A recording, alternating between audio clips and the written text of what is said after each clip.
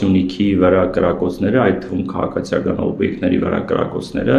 դա սովորական բնույթ են կրում, հասկանում ենք, որ սադրում են, եթե թշնամին ուղիղ տեքստով եւ բացահայտ անկաշկանդ խոսում է Հայաստանի Հանրապետության սուվերեն տարածքը անվանելով Արևմտյան Ադրբեջան, այսպես արհեստական եզրույթով, ապա նրա հաջորդ նպատակը Հայաստանի Հանրապետության կլանումն է, ողջ Հայաստանի Հանրապետության կլանումը, առաջնահերթությունը դիտարկվում է դերևս Սյունիքը, Վայոց Ձոր, Սյունիք մարզերը, ըստ իրենց պլանավորումների Զանգեզուրյան միջանց կոչվածի կամ Մեղրի միջանց կասվածի տակ, դրանք եթե Հայաստանի իշխանությունների կողմից որպես այդպիսին չտրվեն, այսինքն ցամաքային կապը չապահովվի Արևմտյան Ադրբեջանի եւ Նախիջևան ինքնավար մարզերի միջև, ապա բազմից է եղել ուղիղ ակնարկ, որ դա ռազմական ուժով կվերցվի։ Եթե խոսում ենք խաղաղության պայմանագրի մասին,